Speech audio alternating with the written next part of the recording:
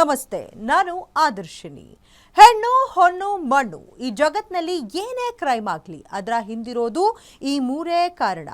ಅಪರಾಧ ಮಾಡುವಾಗ ಪಾಪಿಗಳ ಮನಸ್ಸಿನಲ್ಲಿ ದುರಾಸೆ, ಮೋಹ, ಆಕ್ರೋಶ, ಕಾಮ ಹೀಗೆ ಏನಿರುತ್ತೋ ಏನೋ ಆಗಬಾರದು ಆಗಿ ಸಿಕ್ಕಿಬಿದ್ದ ಮೇಲೆ ಪ್ರತಿಯೊಬ್ಬ ಅಪರಾಧಿಗೂ ಅನ್ಸೋದು ಮನಸ್ಸಿನಲ್ಲಿ ಕಾಡೋ ಮೊದಲ ಮತ್ತು ಕೊನೆಯ ಪ್ರಶ್ನೆ, ಇದೆಲ್ಲ ಬೇಕಿತ್ತಾ? ಇದೇ ಹೊತ್ತಿನ ವಿಶೇಷ. ನಾನವನಲ್ಲ.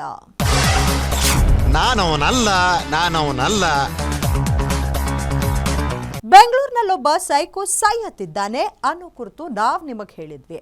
ಈಗ ಆ ಕೇಸ್ಗೆ ದೊಡ್ಡ ಟ್ವಿಸ್ಟ್ ಸಿಕ್ಕಿದೆ. ಸೈಯದ್ ಇನಾಮುಲ್ಲಾ ಅನ್ನೋ ವ್ಯಕ್ತಿ ಒಂದು ವಿಡಿಯೋ ಮಾಡಿ ಹರಿಬಿಟ್ಟಿದ್ದಾನೆ. ಇದರಲ್ಲಿ ತನ್ನ ಹೆಂಡತಿಯ ವಿರುದ್ಧವೇ ಪ್ರತ್ಯಾರೋಪಗಳನ್ನ ಮಾಡಿದ್ದಾನೆ.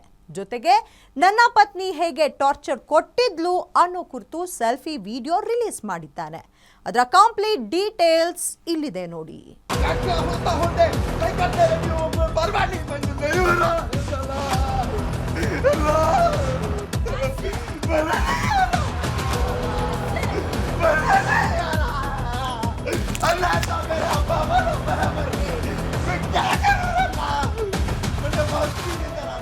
ಹೀಗೆ ಸೆಲ್ಫಿ ವಿಡಿಯೋ ಮಾಡಿಕೊಂಡಿರೋ ವ್ಯಕ್ತಿಯ ಹೆಸರು ಸೈಯದ್ ಇನಾಮುಲ್ಲಾ ಅಂತ.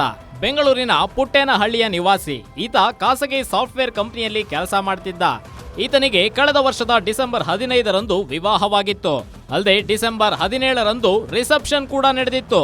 ಆದ್ರೆ ಪ್ರಸ್ತುತ ದಿನವೇ ಈತ ತನ್ನ ಹೆಂಡತಿಗೆ ತಲಾಕ್ ನೀಡಿದ್ದ ಅಂತ ಆಕೆಯ ಪತ್ನಿ ಆರೋಪಿಸಿದ್ಲು. ಇದಕ್ಕೆ ಪ್ರತಿಯಾಗಿ ಆತ ಸೆಲ್ಫಿ ವಿಡಿಯೋ ರಿಲೀಸ್ ಮಾಡಿದ್ದಾನೆ. ಜೊತೆಗೆ ತನ್ನ ಹೆಂಡತಿ ಮಾಡಿರೋ ಆರೋಪಗಳನ್ನ ತಳ್ಳಿ ಹಾಕಿದ್ದಾನೆ.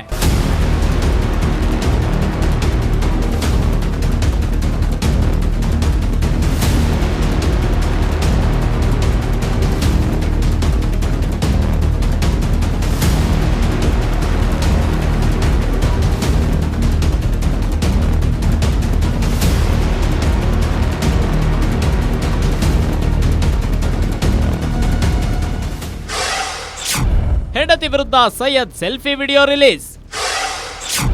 ನಾನೇನು ತಪ್ಪು ಮಾಡಿಲ್ಲ ಎಂದ ಸೈಯದ್ ಇನಾಮುಲ್ಲಾ. ಗಂಡ ಹೆಂಡತಿ ಜಗಳ ಉಂಡು ಮಲಗೋ ತನಕ ಅನ್ನೋ ಮಾತಿದೆ. ಆದ್ರೆ ಬೆಂಗಳೂರಿನ ಸೈಯದ್ ಇನಾಮುಲ್ಲಾ ದಂಪತಿಗೆ ಇದು ಅರ್ಥವೇ ಆಗಿಲ್ಲ. ತಮ್ಮ ಬೆಡ್ರೂಮ್ಗೆ ಮಾತ್ರ ಸೀಮಿತವಾಗಬೇಕಾದ ಗಂಡ ಹೆಂಡಿರ ಜಗಳ ಬೇರೆಯವರ ಮನೆಯ ಡ್ರಾಯಿಂಗ್ ರೂಮ್ಗಳಲ್ಲಿ ಹಾಕಿರೋ ಟಿವಿಗಳಲ್ಲಿ ತಲುಪಿದೆ. ಮದುವೆಯಾದ ಕೇವಲ 10 ತಿಂಗಳಿಗೆ ಇವರ ಸಂಬಂಧ ಸರಿಪಡಿಸಲಾಗದಷ್ಟು ಹಳಸಿ ಹೋಗಿದೆ. ಇಬ್ಬರು ಒಬ್ಬರ ವಿರುದ್ಧ ಮತ್ತೊಬ್ಬರು ಆರೋಪ ಮಾಡಿಕೊಂಡು ಮನೆ ಜಗಳವನ್ನ ಹಾದಿ ರಂಪ ಬೀದಿ ರಂಪ ಮಾಡಿದ್ದಾರೆ. ಈ ಥರ ಎಲ್ಲ ನನ್ನ ಮೇಲೆ ಫಾಲ್ಸ್ ಅಲಿಗೇಷನ್ಸ್ ಮಾಡಿದ್ದಾರೆ ನನ್ನ ಧರ್ಮಪತ್ನಿ. ಅವಳ ಹೆಸರು ಖೈರೋನ್ ಬಿ ಅಂತ. ನನ್ನ ಹೆಸರು ತೆಗಿಯೋಕ್ಕೆ ನಂಗೆ ಇಷ್ಟ ಇಲ್ಲ, ಯಾಕೆಂದರೆ ನಾನು ಮದುವೆ ಆಗಿದ್ದೀನಿ. ಅವಳು ಹೆಂಗಾದರೂ ನನ್ನ ಧರ್ಮಪತ್ನಿನೇ. ಆದರೆ ಈ ಥರ ಎಲ್ಲ ನನ್ನ ಮೇಲೆ ಎಲ್ಲ ಫಾಲ್ಸ್ ಅಲಿಗೇಷನ್ಸು ಹಾಕಿರೋದು ಎಲ್ಲ ಸುಳ್ಳು ಅಪವಾದ ಹಾಕಿರೋದು. ನಾನು ಬೆಡ್ರೂಮ್ನಲ್ಲಿ ಕ್ಯಾಮ್ರಾ ಹಾಕಿದ್ದೆ, ಆಮೇಲೆ ಅವ್ರದ್ದು ಇಂಟಿಮೇಟ್ ವಿಡಿಯೋಸ್ ಇಟ್ಟಿರೋದು, ಆಮೇಲೆ ಅವಳು ಬ್ಲ್ಯಾಕ್ ಮೇಲ್ ಮಾಡಿರೋದು ಎಲ್ಲ ಸುಳ್ಳು. ಫಸ್ಟ್ ಆಫ್ ಆಲ್ ನನ್ನ ಫಸ್ಟ್ ಮದುವೆ ಆಗಿದ್ದು, ಸಪ್ರೇಷನ್ ಆಗಿರೋದು ಅವ್ರಿಗೆಲ್ಲ ಗೊತ್ತಿತ್ತು. ಅವರೆಲ್ಲ ಎನ್ಕ್ವೈರಿ ಮಾಡಿ ಆಮೇಲೆ ಅವ್ರದ್ದು ಹೋಗಿ ಎಲ್ಲ ವಿಚಾರಣೆ ಮಾಡಿ, ಅವ್ರ ತಂದೆನೇ ಹೋಗಿ ವಿಚಾರಣೆ ಮಾಡಿ ಎಲ್ಲ ಮಾಡಿಬಿಟ್ಟು ಆಮೇಲೆ ಮದುವೆಗೆ ಒಪ್ಪಿಗೆ ಮಾಡಿದ್ದು. ನಾನು ಫಸ್ಟ್ ಟೈಮ್ ನನ್ನ ವೈಫು, ನನ್ನ ಹೆಂಡತಿ ಜುಲೈ 25ನೇ ತಾರೀಕು 2024 ಫಸ್ಟ್ ಟೈಮ್ ಅವಳ ಹತ್ರ ಮಾತಾಡಿದ್ದು. ಒಂದೂವರೆ ಗಂಟೆ ನಾನು ಅವಳ ಹತ್ರ ಮಾತಾಡಿದ್ದೀನಿ. ನನ್ನ ಮೇಲೆ ನಡೆದಿದ್ದೆಲ್ಲ ಹೇಳಿದ್ದೀನಿ. ಹೇಗೋ ನನ್ನ ಮದುವೆ ಸೆಪ್ರೇಷನ್ ಆಯಿತು, ಯಾಕಾಯಿತು, ಯಾಕೆ ಪ್ರಾಬ್ಲಮ್ ಆಯಿತು ಎಲ್ಲ ಹೇಳಿಬಿಟ್ಟು ಆಮೇಲೆ ಅವಳೇನಿದ್ರು ನನಗೆ ಆ ಥರ ಏನು ಪ್ರಾಬ್ಲಮ್ ಇಲ್ಲ, ನಿಮ್ಮ ಸೆಪ್ರೇಷನ್ ಆಗಿರೋದು ಎಲ್ಲ ನನಗೆ ಏನೂ ಬೇಕಾಗಿಲ್ಲ, ನನ್ನ ಹತ್ರ ನೀವು ಹೆಂಗೆ ನಡೀತೀರಾ ಅಷ್ಟೇ ಸಾಕು, ನೀವು ನಿಮ್ಮ ಜೊತೆ ಮಾತಾಡ್ತಾ ಇದ್ದೀರಲ್ಲ ಅದೇ ಸಾಕು. 19 ಅಫೇರ್ ಕೂಡ ಇಲ್ಲ. ಇವಳು 21ನೇಯವಳು ಅಲ್ಲ. ನಾನು ಸೈಕೋ ಆಗಿದ್ರೆ ನೌಕರಿ ಕೊಡ್ತಿದ್ರಾ ಎಂದು ಪ್ರಶ್ನೆ.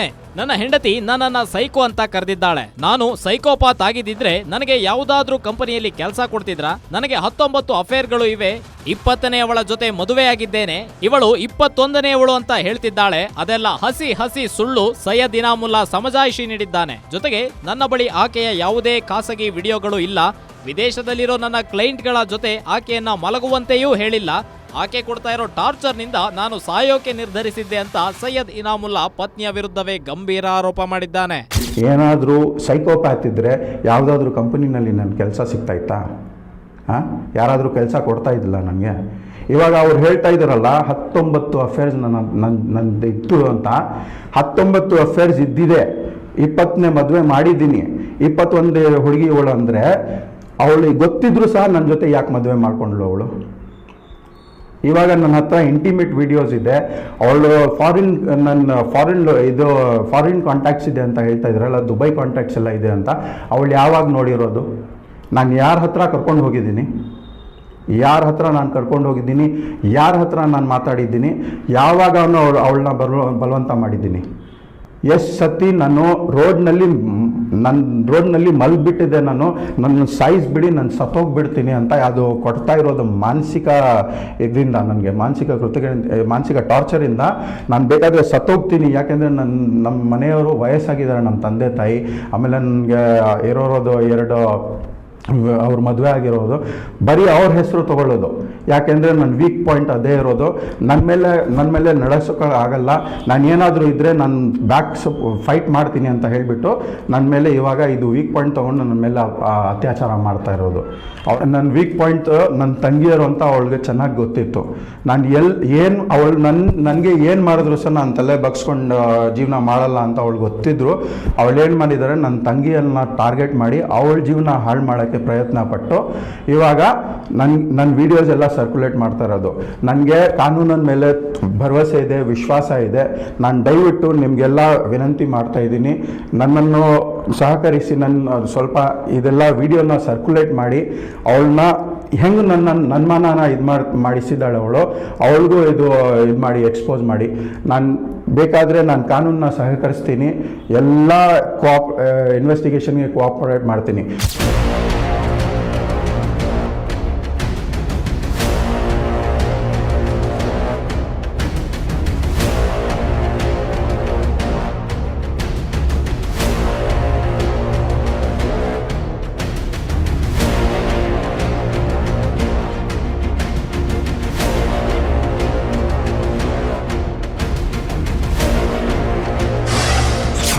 ನಾನು ಯಾವುದೇ ಸುಳ್ಳು ಆರೋಪ ಮಾಡಿಲ್ಲ ಎಂದ ಪತ್ನಿ.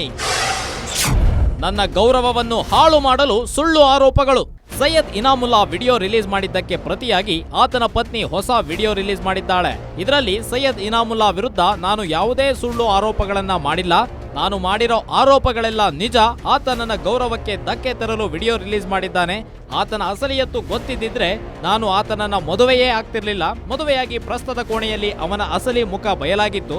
ಆತನ ವಿರುದ್ಧ ನಾನು ಮಾಡಿರೋ ಆರೋಪಗಳಲ್ಲಿ ಯಾವುದೇ ಸುಳ್ಳು ಆರೋಪವಿಲ್ಲ ಅಂತ ತನ್ನ ಆರೋಪಗಳನ್ನ ಸಮರ್ಥನೆ ಮಾಡ್ಕೊಂಡಿದ್ದಾಳೆ. ಇಂಥ ವಿಷಯ ಗೊತ್ತಿದ್ರೆ ಯಾವ ಹುಡುಗಿನೂ ಮದುವೆ ಆಗ್ತಿರ್ಲಿಲ್ಲ.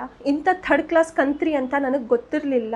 ರಿಸೆಪ್ಷನ್ ದಿನ ಇವರು ಅಮೀನ್ ಬೇಗ್ ಮಾಡಿರೋ ನ್ಯೂಸೆನ್ಸ್ಗಿಂತ ಇವರು ಟ್ರಿಪಲ್ ತಲಾಕ್ ಕರ್ದಿ 19 ಹುಡುಗಿರ ಜೊತೆ ನಂದು ಅಫೇರ್ ಇತ್ತು, 20ನೇ ಜೊತೆ ಮದುವೆ ಆಗಿದ್ದೀನಿ, ನೀನು 21 ಹುಡುಗಿ ನನ್ನ ಲೈಫಲ್ಲಿ ಬಂದಿರೋದು ಅಂತ ಆ ಟೈಮಲ್ಲಿ ನನಗೆ ಅದು ಹೇಳಿದ್ದು. ನನಗೆ ಆ ಟೈಮಲ್ಲಿ ಗೊತ್ತಾಯಿತು ಇವ್ರು ಇಷ್ಟು ನೀಚ್ ಅಂತ ಹೇಳಿಬಿಟ್ಟು. ಮತ್ತು ಅದಾದಮೇಲೆ ನಾನು UPSC ಅಟೆಂಪ್ಟು ಕೊಡ್ತಿದ್ದೆ. 2 ಅಟೆಂಪ್ಟ್ ಆಗಿತ್ತು, ಫೈನಲ್ ಅಟೆಂಪ್ಟ್ ಇತ್ತು. ನಾನು ಕೊಡ್ತೀನಿ ಅಂತ ಹೇಳಿದ್ರು ಸೈಯದ್ ವಸೀಂ ಬುಖಾರಿ ಮತ್ತು ಇದು ಸೈಯದ್ ಇನಾಮುಲ್ ಹಕ್ ಇಬ್ಬರು ನನಗೆ ಬೇಡ ಅಂತ ಹೇಳಿಬಿಟ್ಟು ದಬಾಯಿಸಿ ಲಾಸ್ಟ್ ಅಟೆಂಪ್ಟ್ ಬಿಡಕ್ಕೆ ಹೇಳಿದ್ರು. ನಾನು ರೆಪ್ಯೂಟೇಟೆಡ್ ಫ್ಯಾಮಿಲಿಯಿಂದ ಬಿಲಾಂಗ್ ಮಾಡ್ತೀನಿ, ನನ್ನ ಬ್ಯಾಕ್ಗ್ರೌಂಡ್ ಚೆಕ್ ಮಾಡಿಸಿ, ಇವ್ರ ಬ್ಯಾಕ್ಗ್ರೌಂಡ್ ಚೆಕ್ ಮಾಡಿಸಿ, ಇವ್ರು ಎಲ್ಲಿಂದ ಬಂದಿದ್ದಾರೆ ಅಂತ ಹೇಳಿಬಿಟ್ಟೆ. ಇಷ್ಟು ಕಚಡ ಹುಡುಗನಿಗೆ ಯಾರಿಗೂ ಮದುವೆ ಆಗೋ ಇಷ್ಟ ಇರಲ್ಲ. ನಾನು ಬರೋದು ನಮ್ಮ ತಂದೆ, ನಮ್ಮ ದಾದ ಎಲ್ಲರೂ ಸೆಂಟ್ರಲ್ ಗೌರ್ಮೆಂಟ್ ಅವರು. ನಾನು ರೆಪ್ಯೂಟೇಟೆಡ್ ಫ್ಯಾಮಿಲಿಯಿಂದ ಬಿಲಾಂಗ್ ಮಾಡ್ತೀನಿ. ನಾನು UPSC ಕ್ಯಾಂಡಿಡೇಟು. ನನ್ನ 3rd ಅಟೆಂಪ್ಟು ಇವರು ಮತ್ತು ಸೈಯದ್ ವಸೀಂ ಬುಖಾರಿ ನನಗೆ ಪ್ರೆಷರೈಸ್ ಮಾಡಿ ಬಿಡಿಸಿರೋದು. ಇಂಥದ್ದೆಲ್ಲ ಟಾರ್ಚರ್ ಕೊಟ್ಟಿರೋದವರು. ನಾನು ಸ್ವರ್ಗ ತೋರಿಸಿರೋದು ಇವರು. ಸ್ವರ್ಗ ತೋರಿಸಿ ಇವಾಗ ತಂದು ನರಕದಲ್ಲಿ ಹಾಕಿದ್ದಾರೆ. ನನ್ನ ಹೆಸರು ಹಾಳು ಮಾಡ್ತಿದ್ದಾರೆ. ನನಗೆಲ್ಲ ಡಿಫೇಮ್ ಮಾಡೋಕ್ಕೋಸ್ಕರ ಇದೆಲ್ಲ ಮಾಡ್ತಿದ್ದಾರೆ.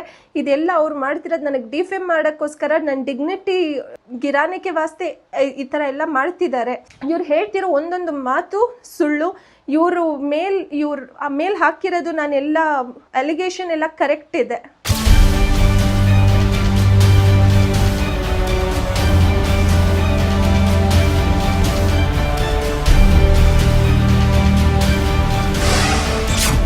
ಹಲವಾರು ಜನ ಹುಡುಗಿಯರ ಜೊತೆ ಆಡಿದ್ನ ಚಲ್ಲಾಟ,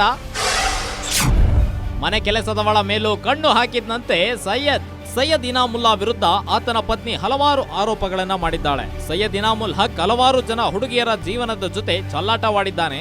ಆತ ವಾಸಿಸುತ್ತಿದ್ದ ಏರಿಯಾದ ಹಲವಾರು ಹುಡುಗಿಯರ ಮೇಲೆ ಕಣ್ಣು ಹಾಕಿದ್ದ. ಜೊತೆಗೆ ತಮ್ಮ ಮನೆಯಲ್ಲಿ ಕೆಲಸ ಮಾಡೋಕೆ ಬರ್ತಿದ್ದ ಹುಡುಗಿಗೂ ಲೈಂಗಿಕ ಕಿರುಕುಳ ನೀಡಿದ್ದ. ಹೀಗಾಗಿ ಕೆಲಸಕ್ಕೆ ಬರೋದನ್ನ ಬಿಟ್ಟಿದ್ಲು ಅಂತ ಸೈಯದ್ ಪತ್ನಿ ಆರೋಪಿಸಿದ್ದಾಳೆ. ಮತ್ತೆ ಇವರು ಬೇರೆ ಅವರು ಕೆಲ್ಸಕ್ಕೆ ಹೋಗ್ತಾರಲ್ಲ ಆ ಕಡೆ ಹುಡುಗಿರ್ದೆ ಅಂತ ಅಲ್ಲ, ಅವ್ರು ಲೋಕಲ್ ಏರಿಯಾದಲ್ಲೂ ತುಂಬ ಹುಡುಗಿರ ಮೇಲೆ ಕಣ್ಣಿಟ್ಟಿದ್ದಾರೆ, ಮನೆ ಬರೋ ಕೆಲಸದವ್ರ ಮೇಲೂ ಕಣ್ಣಿಟ್ಟಿದ್ದಾರೆ. ಅದರಿಂದ ಒಂದು ಹುಡುಗಿ ಪಾಪ ಕೆಲಸ ಬಿಟ್ಟು ಹೋಗಿದ್ದಾಳೆ. ಇವರು ಅಷ್ಟು ದೊಡ್ಡ ಮಾನ್ಸ್ಟರು.